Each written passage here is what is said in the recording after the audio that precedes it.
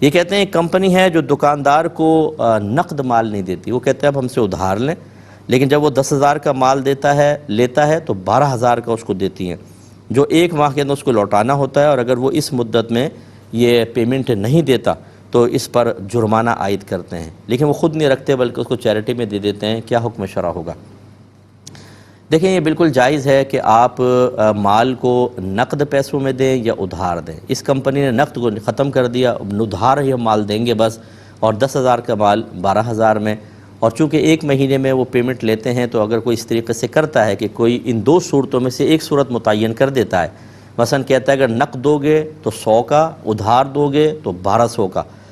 اور سامنے والا ان میں سے ایک صورت کو متعین کر دیتا ہے کہ کیش لوں گا، نقد لوں گا یا ادھار، تو پھر یہ سودا بالکل جائز ہے۔ تو یہ کمپنی نے جو سودا کیا جائز تو ہے، اس کے اندر کوئی کلام نہیں ہے، لیکن یہ کنڈیشن لگانا کہ ایک مہینے کے اندر پیمنٹ نہیں دو گے تو مالی جرمانہ ہوگا، یہ غلط ہے۔ یہ کنڈیشن لگائیں کہ ایک مہینے تک اگر پیمنٹ نہیں دی تو آپ کو مال واپس کرنا ہوگا اور اپنا پیسہ آپ واپس لیں، لیکن یہ مالی جرمانہ جائز نہیں ہوتا، یہ منسوخ ہو چکا ہے اور منسوخ پر عمل کرنا حرام ہے۔ لیکن فرض کر لیں اگر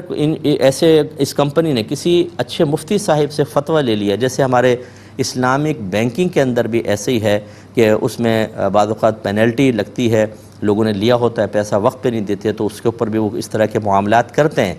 اور فتویٰ یہی ہے کہ وہ لینے کے بعد خود ذاتی استعمال میں نہیں لیتے بلکہ چیریٹی کے اندر دے دیتے ہیں، دین کے کام کے اندر دے دیتے ہیں، اور ان کا کہنا یہی ہے کہ اگر یہ جرمانہ قائم نہ کیا جائے تو پاکستانی قوم کبھی بھی وقت کے اوپر اور اپنی ذمہ داری سمجھتے ہوئے چیز کو دیتی ہی نہیں، تو پھر تو معاملہ خراب ہو جائے گا۔ جیسے بجلی کے بلوں میں بھی آپ دیکھیں کہ ڈیو ڈیٹ کے بعد اگر آپ دیتے ہیں تو آپ کو ایک جرمانہ لگتا ہے، اگر نہ ہو تو لوگ بل ہی نہیں بھریں گے، سال کے اندر بعد جا کے بھریں گے، اس لیے مجبوریاں ہوتی ہیں بعض صورتوں کے اندر۔ تو اگر اس کمپنی نے کسی مفتی صاحب سے فتویٰ لیا ہوا ہے تو پھر ٹھیک ہے، بالکل وہ کر سکتے ہیں، اور وہ خود اس مالی جرمانے کو نہ رکھیں بلکہ وہی جیسے چیریٹی میں دیتے ہیں اس میں دیں۔ تو